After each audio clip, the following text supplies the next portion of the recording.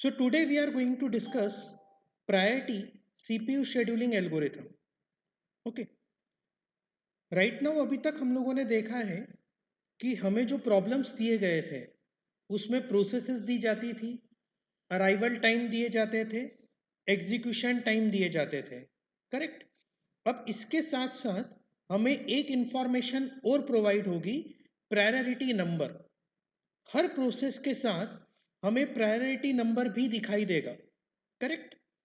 अब हमें करना ये है कि जैसे कि आप फर्स्ट कम फर्स्ट सर्व में क्या करते थे, हम उस प्रोसेस को पहले सीपीयू को देते थे जो मेन मेमोरी में सबसे पहले आई है।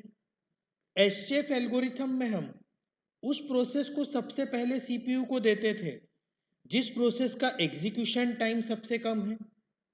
अब प्रायोरिटी सीपीयू शेड्यूलिंग एल्गोरिथम में हम उस प्रोसेस को सीपीयू को देंगे जिसकी प्रायोरिटी सबसे हाईएस्ट होगी, करेक्ट। तो that process will be given to the CPU which will be having the highest priority. तो हर प्रोसेस के साथ एक प्रायोरिटी नंबर भी आपको मिलेगा इस बार क्वेश्चन में। Priority number normally integer value से रिप्रेजेंट किए जाते हैं, जैसे कि priority number 0, priority number 1, 2, 3 and so on. Okay. वैसे तो क्वेश्चन में ये स्पेसिफाई होता है कि लोअर नंबर को हाई प्रायोरिटी मानना है या हायर नंबर को हाई प्रायोरिटी मानना है, but by default lower number को हाई प्रायोरिटी माना जाता है, करेक्ट। प्रायोरिटी सीपीयू शेड्यूलिंग दोनों वर्जन्स में अवेलेबल होती है। ये प्रिमिटिव वर्जन में भी अवेलेबल होगी और नॉन प्रिमिटिव वर्जन में भी अवेलेबल होगी। इसे हम अलग अलग एग्जाम्पल से समझने की कोशिश करेंगे, करेक्ट। कई बार ऐसा होगा कि एक से ज़्यादा प्रोसेसेस ऐसी हैं जिनकी प्रायोरिटी सेम है, तब फिर हम डिसीजन कैसे लेंगे? तब डिसीजन लेने के लिए हमें उस प्रोसेस को सीपीयू को देना होगा जो पहले आई होगी। मैं रिपीट करता हूं, प्रायोरिटी सीपीयू शेड्यूलिंग एल्गोरिथम में हम उस प्रोसेस को सीपीयू को देंगे जिसकी प्रायोरिटी सबसे हाई है। हाई प्रायोरिटी मतलब स्मॉलर इंटीजर बाय डिफॉल्ट। और अगर दो प्रोसेस की प्रायोरिटी सेम होगी तो हम उस प्रोसेस को सीपीयू को देंगे जो कि पहले आई होगी। मतलब अगर दो प्रोसेस की प्रायोरिटी समान हो जाए तब उनके पहुंचने के समय को देखा जाएगा। Equal priority processes are scheduled in FCFS order. Okay, let's take example की मदद से इसको समझने की कोशिश करते हैं। अभी जो मैं आपको एग्जाम्पल एक्सप्लेन करूंगा वो नॉन प्रिमिटिव वर्जन के लिए है।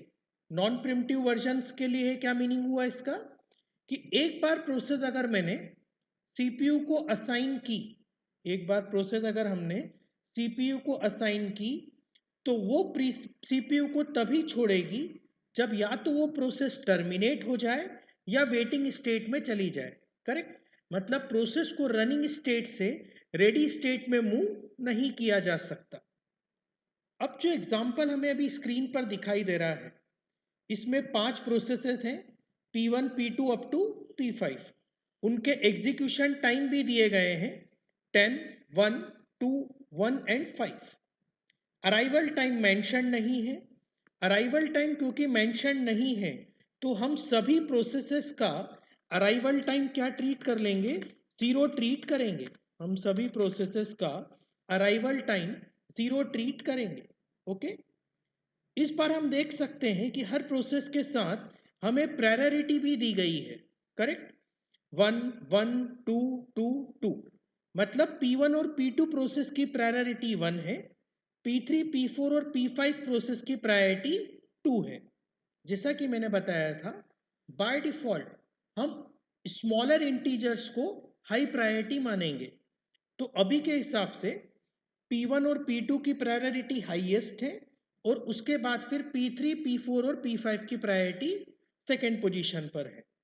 अब एक कंफ्यूजन यहां फिर अराइज हो सकता है कि P1 और P2 में से किसे पहले दिया जाए, क्योंकि P1 और P2 दोनों की प्रायोरिटी सेम है। तो हमने डिस्कस किया था कि हम उस प्रोसेस को सीपीयू को पहले देंगे जो पहले आई होगी, करेक्ट। अराइवल टाइम भी क्योंकि सेम है, तो हम FCFS ऑर्डर के हिसाब से सबसे पहले P1 प्रोसेस को CPU को असाइन करेंगे, करेक्ट। तो हम 0 टाइम यूनिट पर P1 प्रोसेस को CPU को असाइन करेंगे। तो हमने 0 टाइम यूनिट पर P1 प्रोसेस को CPU को असाइन किया। P1 का कुल एग्जीक्यूशन टाइम है 10 टाइम यूनिट्स, तो 0 से लेके 10 तक P1 एग्जीक्यूट होगा। अब P1 क्योंकि टर्मिनेट हो चुकी है, तो अब हम क्या करेंगे, बची हुई प्रोसेसेस में से प्रायोरिटी देखेंगे। अब P2 की प्रायोरिटी 1 है जो कि हाईएस्ट है बची हुई प्रोसेसेस में, तो अब हम P2 प्रोसेस को CPU को असाइन करेंगे। ओके, तो हम P2 प्रोसेस को CPU को हमने असाइन किया। P2 का एग्जीक्यूशन टाइम है 1 टाइम यूनिट, तो अगर वो 10 से एग्जीक्यूशन स्टार्ट करेगा तो 11 टाइम यूनिट्स तक उसका एग्जीक्यूशन परफॉर्म होगा। अब 3 प्रोसेसेस बची रह गई हैं, P3, P4 एंड P5। तीनों की प्रायोरिटी सेम है, तीनों की प्रायोरिटी 2 है। अगेन कॉन्फ्लिक्ट आ गया, तो इसको रिजॉल्व करने के लिए हम FCFS का यूज करेंगे। तो सबसे पहले हम P3 प्रोसेस को CPU को असाइन करेंगे। तो हमने P3 प्रोसेस को CPU को असाइन किया। P3 का एग्जीक्यूशन टाइम है 2 टाइम यूनिट्स, तो 11 प्लस 2 इज इक्वल, सॉरी या 2 टाइम यूनिट्स, तो 11 प्लस 2 इज 13। ओके, अब अगेन बची हुई 2 प्रोसेस हैं P4 और P5, दोनों की प्रायोरिटी सेम है। तो FCFS की मदद से हम P4 को पहले CPU को असाइन करेंगे। P4 का एग्जीक्यूशन टाइम है 1 टाइम यूनिट्स, तो 13 प्लस 1 14 टाइम यूनिट तक वो एग्जीक्यूशन परफॉर्म करेगा। एक ही प्रोसेस बची रह गई P5। P5 को अब हम CPU को असाइन करेंगे, उसका एग्जीक्यूशन टाइम है 5 टाइम यूनिट्स, तो 14 प्लस 5 19 तक उसका एग्जीक्यूशन परफॉर्म होगा। ओके, तो इस तरीके से हमारा गैंट चार्ट प्रिपेयर हो गया है, और अब हम हर प्रोसेसेस का वेटिंग टाइम कैलकुलेट कर लेते हैं। P1 0 टाइम यूनिट पर अराइव हुआ था, CPU भी 0 टाइम यूनिट पर मिल गया, so waiting time is 0। P2 का अराइवल हुआ था 0 टाइम यूनिट पर, CPU से मिला है 10 टाइम यूनिट्स पर, इसीलिए उसका वेटिंग टाइम हुआ 10 minus 0 equal to 10। P3 arrive हुआ था 0 टाइम यूनिट पर, CPU मिला 11 टाइम यूनिट्स पर, तो 11 माइनस 0 उसका वेटिंग टाइम हुआ 11। इसी तरह P4 का अराइवल था 0 टाइम यूनिट पर, CPU मिला 13 टाइम यूनिट पर, तो 13 माइनस 0 13 उसका वेटिंग टाइम हुआ। इसी तरह P5 का वेटिंग टाइम होगा 14 माइनस 0 इक्वल टू 14। तो इस तरह इंडिविजुअल प्रोसेसेस के वेटिंग टाइम हमने कैलकुलेट कर लिए हैं। अब एवरेज वेटिंग टाइम कैलकुलेट करने के लिए हम सभी प्रोसेसेस के वेटिंग टाइम को जोड़कर उन्हें टोटल नंबर ऑफ प्रोसेसेस से डिवाइड करेंगे। तो 0 plus 10 plus 11 plus 13 plus 14 divided by total number of processes which is equals to 5। तो इन्हें आप ऐड कर लीजिए, तो इन्हें जैसे ही आप ऐड करेंगे you will get 48। So 48 by 5 which will be equal to 2। तो इस तरीके से हमें एवरेज वेटिंग टाइम हमने कैलकुलेट कर लिया है। Okay, so this is how a way priority CPU scheduling algorithm works. Example को फिर से मैं शॉर्ट में एक्सप्लेन करूंगा। What we have done, we have selected the process on the basis of their priorities. First, we have assigned that process to the CPU which is having the highest priority. Okay, so priority 1 सबसे high थी, इसलिए हमें 1 priority की processes को सबसे पहले देना है। बट यहाँ पर 2 प्रोसेसेस ऐसी थी जिनकी प्रायोरिटी सेम थी, तो कॉन्फ्लिक्ट को रिजॉल्व करने के लिए हमने FCFS का यूज किया, और सबसे पहले हमने P1 को CPU को असाइन किया, and after that P2. Now among the remaining three processes, P3, P4 and P5, all are having the same priorities, that will be equal to 2. Now again the conflict will be resolved by FCFS algorithm. Okay, so first we have assigned P3, then P4, and then finally P5. Thereafter we have calculated the waiting time of individual processes and then finally calculated the average waiting time by adding the waiting time of individual processes divided by the total number of processes.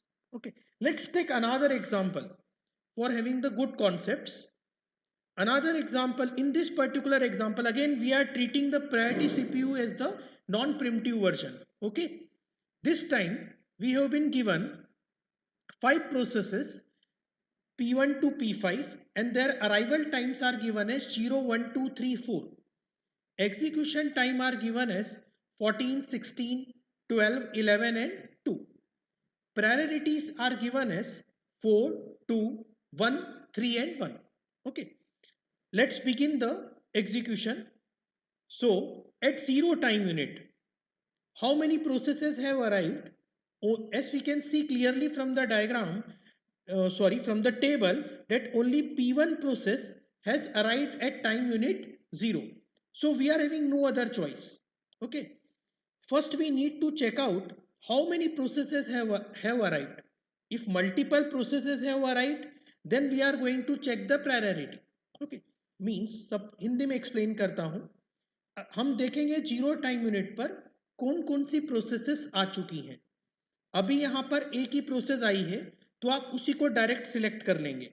पर अगर ऐसा होता कि 0 time unit पर multiple process आ जाती तो हम किसके आधार पर सीपीयू को असाइन करते, उन्हें प्रायोरिटी के आधार पर उन्हें सीपीयू को असाइन किया जाता. बट अभी 0 टाइम यूनिट पर हमारे पास और कोई चॉइस नहीं है तो हमने सीधा P1 प्रोसेस को सीपीयू को असाइन किया. क्योंकि अभी हम देख रहे हैं नॉन प्रिमिटिव वर्जन, तो हम सीधे सीधे उससे P1 को तब तक एग्जीक्यूट करेंगे जब तक कि वो टर्मिनेट नहीं हो जाता. P1 का एग्जीक्यूशन टाइम है 14 टाइम यूनिट्स, तो P1 0 से लेके 14 तक एग्जीक्यूशन परफॉर्म करेगा. P1 0 से लेकर 14 तक एग्जीक्यूशन परफॉर्म करेगा. तो 0 से लेके 14 तक P1 का एग्जीक्यूशन चलेगा. अब हम खड़े हैं 14 टाइम यूनिट पर. 14 टाइम यूनिट तक बाकी सारी प्रोसेस अराइव हो चुकी हैं. P2, P3, P4, P5 सारी प्रोसेसेस आ चुकी हैं. तो अब हम क्या करेंगे, अब हम P2 से लेके P5 तक में से उस प्रोसेस को सिलेक्ट करेंगे जिस प्रोसेस की प्रायोरिटी सबसे हाईएस्ट होगी. हम देख सकते हैं P3 की प्रायोरिटी 1 है, P5 की प्रायोरिटी 1 है, मतलब P3 और P5 दोनों की प्रायोरिटी हाईएस्ट है. ओके, बट अगेन कॉन्फ्लिक्ट हो गया कि P3 और P5 में से किसको दें. तो हम देख सकते हैं P3 का अराइवल टाइम 2 है, P5 का अराइवल टाइम 4 है, मतलब P3 पहले मेन मेमोरी में आया था, तो अब हम P3 को CPU को असाइन करेंगे. ओके, मतलब अगेन फिर मैं रिपीट करता हूं, P2, P3, P4, P5 बची हुई इन 4 प्रोसेसेस में, क्योंकि अब सब अराइव हो चुकी हैं तो मैं चारों प्रोसेस को चेक करूंगा. मैंने चारों की प्रायोरिटी को देखा और यह आइडेंटिफाई कर लिया कि P3 और P5 की प्रायोरिटी हाईएस्ट है, दोनों की प्रायोरिटी 1 है. कॉन्फ्लिक्ट हो गया तो मैं रिजॉल्व करने के लिए क्या करूंगा, FCFS का यूज करूंगा. और P3 और P5 में से मैंने देखा कि P3 पहले आया था, इसलिए मैंने P3 को CPU को मैंने असाइन कर दी. तो इस तरह मैंने P3 को CPU को असाइन कर दिया है. P3 का एग्जीक्यूशन टाइम है 12 टाइम यूनिट्स, तो 14 प्लस 12 मतलब कितने टाइम यूनिट्स तक वो चलेगा, वो चलेगा 26 टाइम यूनिट्स तक. ओके, अब बची हुई प्रोसेस है P2, P4 and P5. P2, P4 और P5 की प्रायोरिटीज हैं 2, 3 एंड 1. हम देख सकते हैं P5 की प्रायोरिटी सबसे हाईएस्ट है, तो अब हम P5 को CPU को असाइन करेंगे. तो हमने P5 को CPU को असाइन कर दिया. P5 का एग्जीक्यूशन टाइम कितना है 2, तो 26 प्लस 2 28 तक उसका एग्जीक्यूशन परफॉर्म होगा. अब दो प्रोसेसेस बची रह गई हैं P2 and P4. P2 and P4 अब P2 एंड P4 में से हम देखेंगे कि किस प्रोसेस की प्रायोरिटी सबसे हाई है। P2 की प्रायोरिटी 2 है, P4 की प्रायोरिटी 3 है। यहां पर हम देख सकते हैं कि P2 की प्रायोरिटी जो है वो हाईएस्ट है। तो अब हम किसको असाइन करेंगे? अब हम P2 को असाइन करेंगे। तो यहां पर अब हमने क्या किया, P2 प्रोसेस को CPU को असाइन कर दिया। P2 का एग्जीक्यूशन टाइम है 16, सो 28 plus 16 which gives 44। Okay, now अब सिर्फ एक ही प्रोसेस बची रह गई है हमारे पास P4। तो अब हम P4 को CPU को असाइन करेंगे। हमने P4 को CPU को असाइन कर दिया। P4 का एग्जीक्यूशन टाइम है 11 time units, so 44 plus 11 which gives 55। So in this way we have prepared the Gantt chart. Short में फिर रिपीट करूंगा। We are having 5 processes with different arrival times and different priorities. So at time unit 0, we can see that there is only one process. Only P1 has arrived. So without any contradiction, we have directly assigned P1 to CPU. Now, since it's a non-preemptive version, so P1 will execute till it gets terminated. P1 is having its execution time as 14. So P1 executed from 0 time units to 14 time units. Now we are standing at time unit 14, and at time unit 14 all the processes have been arrived: P2, P3, P4 and P5. Now we are going to check which process is having the highest priority. P3 and P5 both have the highest priority in comparison to other process, but P3 and P5 are having the same priority. So conflict को resolve करने के लिए हमने पहले P3 को assign किया और फिर P5 को असाइन किया, क्योंकि P3 का अराइवल टाइम P5 के अराइवल टाइम से पहले था। P3 और P5 के टर्मिनेट होने के बाद दो प्रोसेस बची थी P2 और P4, जिनकी प्रायोरिटी थी 2 और 3। P2 की प्रायोरिटी ज़्यादा थी क्योंकि उसका नंबर छोटा था। मैंने बताया था स्मॉल इंटीजर हाई प्रायोरिटी। तो पहले P2 को CPU को असाइन किया और फाइनली फिर P4 को CPU को असाइन किया। ओके, अब हम वेटिंग टाइम भी कैलकुलेट कर सकते हैं। वेटिंग टाइम अब हम कैलकुलेट करेंगे। P1 का अराइवल टाइम क्या है? 0, और P1 को CPU कब मिला है? 0 टाइम यूनिट पर, मतलब वेटिंग टाइम हो गया 0। P2 का अराइवल टाइम था 1 टाइम यूनिट और 1 पर, तो उसका वेटिंग टाइम हो गया 28 माइनस 1 इक्वल टू 27। P3 का अराइवल टाइम था 2 टाइम यूनिट्स, CPU से मिला है 14 पर, so 14 minus 2 equal to 12 time units. P4 का अराइवल टाइम था 3, CPU मिला है 44 पर, तो 44 माइनस 3 इक्वल टू 41। P5 का अराइवल टाइम था 4, उसे CPU मिला 26 पर, तो 26 minus 4 equal to 22। Okay, now we can calculate average waiting time. Average waiting time कैसे कैलकुलेट करेंगे? सभी प्रोसेसेस के वेटिंग टाइम को ऐड करेंगे और टोटल नंबर ऑफ प्रोसेसेस से उसे डिवाइड कर देंगे। सो 0 plus 27 plus 12 plus 41 plus 22 divided by 5. We can add those numbers, and after the addition you will get a value, just divide it by 5 and you will get the final answer.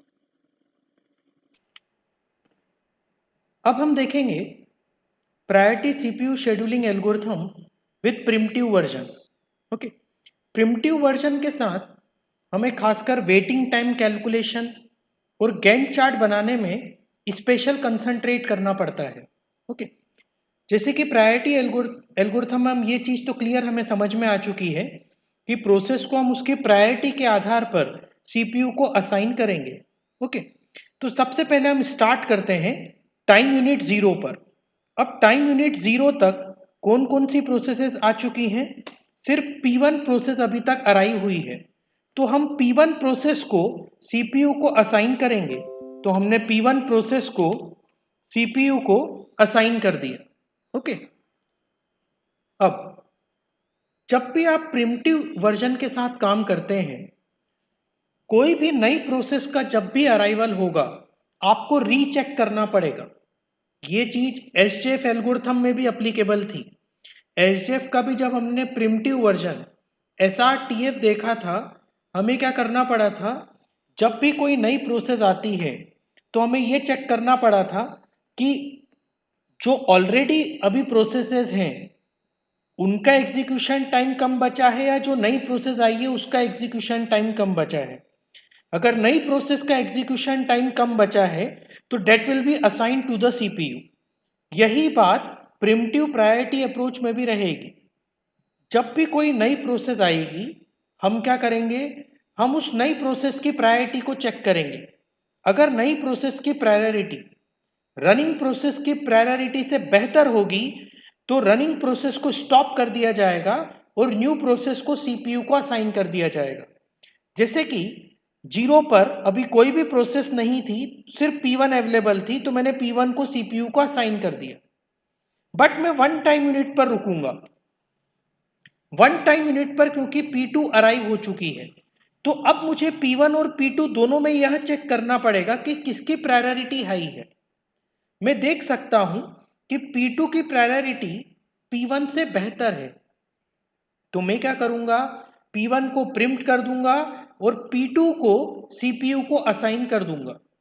Okay, अगर P1 की priority बेहतर होती तो मैं P1 को ही continue करता, पर new process की प्रायोरिटी रनिंग प्रोसेस की प्रायोरिटी से बेहतर है, इसलिए न्यू प्रोसेस को CPU को असाइन कर दिया गया है।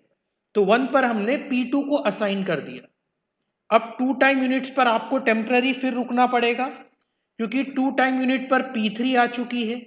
अब मुझे जितनी प्रोसेसेस अवेलेबल हैं अब P1, P2, P3 सभी की प्रायोरिटी को चेक करना पड़ेगा।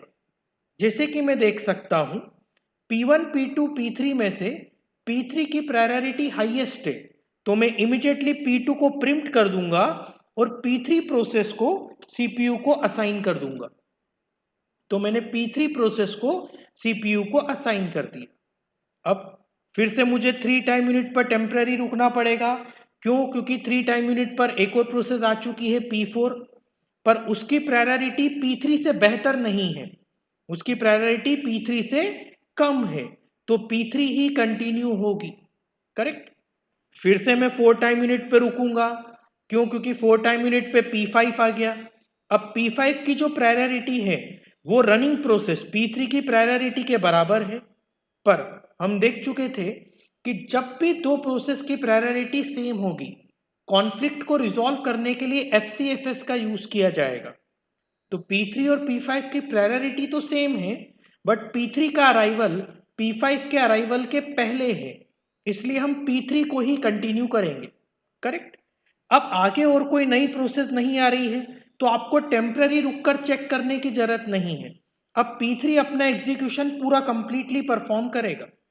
क्योंकि P3 2 पर एंटर हुआ था, उसका कुल एग्जीक्यूशन टाइम था 12, तो 2 से लेकर वो 14 टाइम यूनिट्स तक अपना एग्जीक्यूशन परफॉर्म करेगा। और P3 यहां पर क्या हो जाएगा, P3 अब यहां पर हो जाएगा टर्मिनेट। तो यहां पर मैं टर्मिनेटेड प्रोसेस की लिस्ट बना लेता हूं।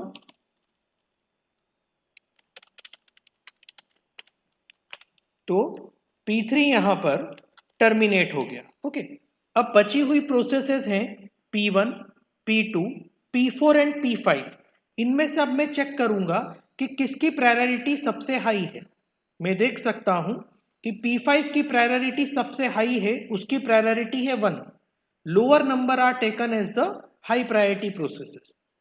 सो P5 को अब मैं CPU को असाइन कर दूंगा और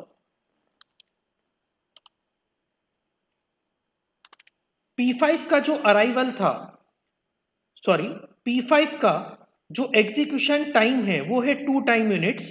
14 पर उसको CPU मिला है, तो 14 से 16 तक P5 एग्जीक्यूट होगा और फाइनली फिर P5 भी टर्मिनेट हो जाएगा। अब 3 प्रोसेस बची रह गई हैं, P1, P2 and P4। P1, P2 और P4 में P2 की प्रायोरिटी सबसे हाई है, ओके। पर P2 एक टाइम यूनिट ऑलरेडी चल चुका है बिटवीन 1 एंड 2, मतलब P2 का अब कितना एग्जीक्यूशन टाइम बचा रह गया है? P2 का टोटल एग्जीक्यूशन टाइम था 16, 1 ऑलरेडी एग्जीक्यूट हो चुका है, मतलब अब 15 टाइम यूनिट्स और बचे हैं। तो P2 16 पे अगर एंटर करता है तो P2 16 प्लस 15 कहाँ जाकर टर्मिनेट हो जाएगा? 31 पर टर्मिनेट हो जाएगा। तो मेरी टर्मिनेटेड की लिस्ट में मैं P2 को भी एंटर कर देता हूं। अब दो प्रोसेस बची रह गई हैं मेरे पास, P1 और P4। P1 और P4 में से P4 की प्रायोरिटी बेहतर है, तो मुझे किसे CPU को असाइन करना पड़ेगा? मुझे असाइन करना पड़ेगा अब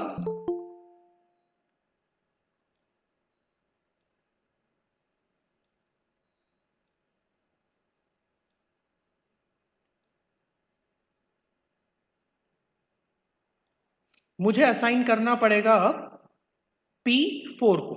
तो मैं P4 को असाइन कर देता हूं यहां पर 31 टाइम यूनिट्स पर CPU को।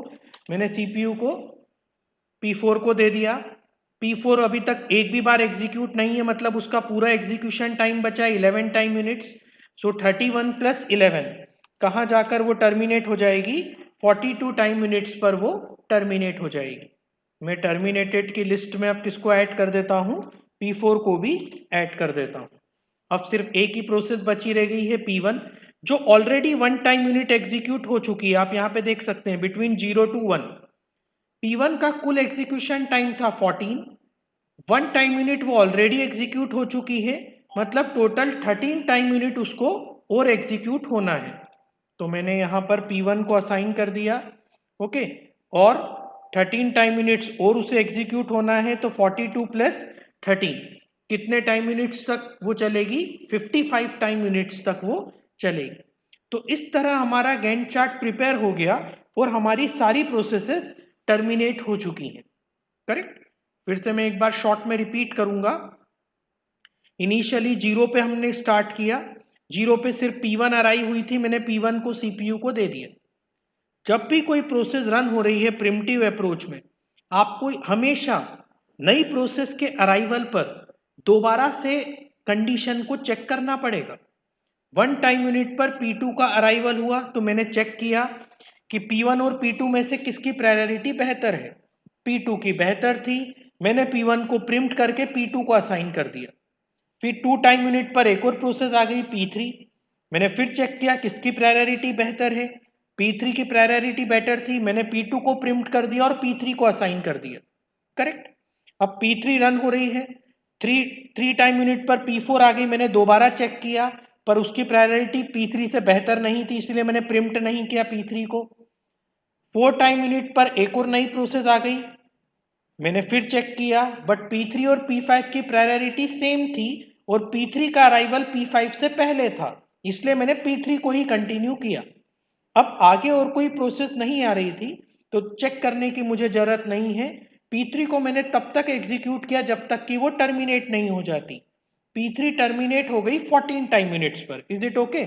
आफ्टर दैट हमने ये देखा कि सारी प्रोसेसेस आ चुकी थी 14 टाइम यूनिट तक। सारी जो प्रोसेसेस अभी टर्मिनेट नहीं हुई हैं सबको हमने कंपेयर किया, मतलब P1, P2, P4 and P5। उसमें हमने ये पाया कि P1, P2, P4, P5 में P5 की प्रायोरिटी हाईएस्ट है। P5 को असाइन कर दिया टिल इट्स टर्मिनेशन, वो टर्मिनेट हो गई 16 टाइम यूनिट पर। बची हुई प्रोसेस P1, P2, P4 में चेक किया, P2 की प्रायोरिटी हाई थी, P2 को असाइन कर दिया, फिर P4 को असाइन कर दिया और फाइनली फिर P1 को असाइन कर दिया। एक बात का खास ध्यान रखना है कि अगर कोई प्रोसेस पहले एग्जीक्यूट हो चुकी थी और दोबारा फिर एग्जीक्यूट होने के लिए आई है, तो जितना टाइम वो एग्जीक्यूट हो चुकी है वो आपको माइनस करना पड़ेगा। जैसे कि आप देख सकते हैं P2 का टोटल एग्जीक्यूशन टाइम था 16, 1 टाइम यूनिट वो ऑलरेडी एग्जीक्यूट हो चुकी है बिटवीन 1 एंड 2, तो यहां पर मैंने 15 टाइम यूनिट से उसे एग्जीक्यूट किया है। इस बात का खास ध्यान रखना पड़ेगा, अदरवाइज गैंट चार्ट अगर गलत हो गया तो सारे कैलकुलेशंस भी गलत हो जाएंगे, ओके। तो इस तरीके से हम गैंट चार्ट को प्रिपेयर करेंगे। आफ्टर दैट वेटिंग टाइम हमें कैलकुलेट करना है, हम वेटिंग टाइम कैलकुलेट करेंगे। P1 मेन मेमोरी में अराइव हुआ 0 टाइम यूनिट पर, CPU इनिशियली उसको मिल गया 0 टाइम यूनिट पर ही, मतलब यहाँ तो कुछ भी वेट नहीं करना पड़ा। पर P1 1 टाइम यूनिट पर प्रिंट करके वापस से मेन मेमोरी में चले गया, मतलब रेडी क्यू में चले गया, और उसको दोबारा टर्न मिला है 42 टाइम यूनिट्स पर, मतलब 1 से लेके 42 उसे वेट करना पड़ा। मतलब कितना वेट करना पड़ा? 42 माइनस 1। इस सबको हम ऐड कर लेंगे तो हमें P1 का टोटल वेटिंग टाइम कितना मिलेगा? 41 टाइम यूनिट्स हमें मिलेगा। अब हम बात करेंगे P2 की। P2 कब अराइव हुआ? 1 टाइम यूनिट पर अराइव हुआ। CPU से 1 टाइम यूनिट पर ही मिल गया, यहाँ पर आप देख सकते हैं। तो उसको इनिशियली 0 वेट करना पड़ा, पर 2 टाइम यूनिट पर उसे प्रिम्प्ट कर दिया गया, जिससे कि वो मेन मेमोरी में दोबारा पहुंच गया और रेडी क्यू में वेट कर रहा है। उसे दोबारा CPU कब असाइन हुआ? 16 टाइम यूनिट पर, मतलब 2 से लेकर 16 तक P2 को वेट करना पड़ा। तो 16 माइनस 2, टोटल वेटिंग टाइम कितना हो गया इसका? 14 टाइम यूनिट्स। P3 कब अराइव हुआ मेन मेमोरी में? 2 टाइम यूनिट्स पर अराइव हुआ। 2 टाइम यूनिट पर ही उसे CPU मिल गया, मतलब वेटिंग टाइम इज 0। P3 कहीं भी प्रिम्प्ट नहीं हुआ है, एक बार में उसका एग्जीक्यूशन परफॉर्म हो गया। अब बात करेंगे P4 की।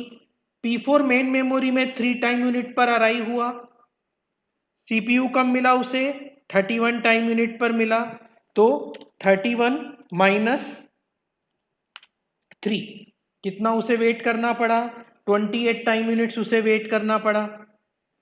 P4 का एक बार में ही एग्जीक्यूशन परफॉर्म हो गया है, इसीलिए हम और आगे चेक करने की जरूरत नहीं है। P5 मेन मेमोरी में अराइव हुआ 4 टाइम यूनिट पर। CPU उसे मिला 14 टाइम यूनिट पर, मतलब उसे वेट करना पड़ा 14 माइनस 4।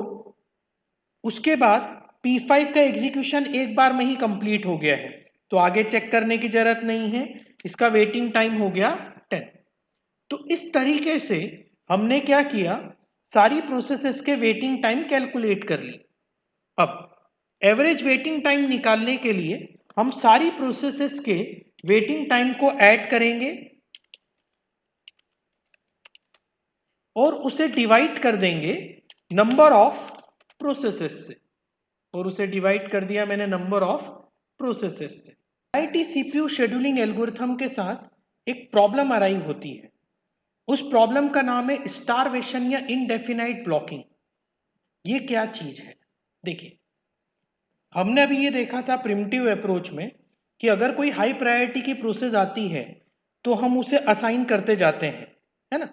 अब अगर ऐसा होता गया कि एक प्रोसेस मेन मेमोरी में पहले से है जिसकी प्रायोरिटी बहुत कम है, ओके, लेट इट बी, मैं मान के चलता हूं कि एक प्रोसेस है, लेट इट बी, उसका नाम हम रख देते हैं पी करके एक प्रोसेस है जिसकी प्रायोरिटी है 5, ओके, और कंटिन्यूसली 1 या 2 प्रायोरिटी वाली प्रोसेस आती जा रही है। तो ऐसे केस में क्या होगा? वह प्रोसेस जिसकी प्रायोरिटी 5 है उसका टर्न आ ही नहीं पाएगा, उसको वेट ही करना पड़ेगा। क्यों? क्योंकि कंटिन्यूसली हाई प्रायोरिटी वाली प्रोसेसेस आती जा रही हैं। इस प्रॉब्लम को स्टारवेशन या इनडेफिनाइट ब्लॉकिंग कहा जाता है ना। जैसे कि अगर कोई प्रोसेस हो गई जिसकी प्रायोरिटी 5 है और आपकी मेन मेमोरी में है पहले से, पर हो क्या रहा है कि मेन मेमोरी में कंटिन्यूसली 1 और 2 प्रायोरिटी की प्रोसेस आती जा रही हैं, तो नेचुरल है वह प्रोसेस जिसकी प्रायोरिटी 5 है उसको टर्न ही नहीं मिल पा रहा है, उसको वेट ही करना पड़ रहा है कंटिन्यूसली, क्योंकि हाई प्रायोरिटी की प्रोसेसेस आती जा रही हैं। तो लो प्रायोरिटी वाली प्रोसेस कब एग्जीक्यूट होगी ये हम कह नहीं सकते, इसीलिए इस प्रॉब्लम को स्टारवेशन या इनडेफिनाइट ब्लॉकिंग कहा जाता है, ओके। और इस प्रॉब्लम को सॉल्व करने के लिए एजिंग टेक्निक का यूज किया जाता है। एजिंग टेक्निक यह कहती है कि थोड़े थोड़े समय में आप प्रोसेस की प्रायोरिटी बढ़ा दीजिए। जैसे कि सपोज हमने ऐसा कुछ प्लान कर लिया कि हर 15 मिनट्स में प्रोसेस की प्रायोरिटी हम बढ़ा देंगे, तो वह प्रोसेस जिसकी प्रायोरिटी 5 थी 15 मिनट्स बाद 4 हो जाएगी, फिर 15 मिनट्स बाद 3 हो जाएगी, फाइनली फिर 15 मिनट्स बाद 2, और अगर और उसे वेट करना पड़ा तो फर्दर 15 मिनट्स बाद 1 हो जाएगी। मतलब उसकी प्रायोरिटी ऑटोमेटिकली क्या हो जाएगी, हाईएस्ट हो जाएगी। और अगर कोई नई प्रोसेस आती भी है तो भी कोई टेंशन नहीं, क्योंकि हमने ये कहा था कि अगर दो सेम प्रायोरिटी वाली प्रोसेस आ गई तो उसे पहले मौका दिया जाएगा जो पहले अराइव होगी, और ये तो बहुत देर से वेट कर रही है। तो इससे हम स्टारवेशन या इनडेफिनाइट ब्लॉकिंग की प्रॉब्लम को सॉल्व कर सकते हैं।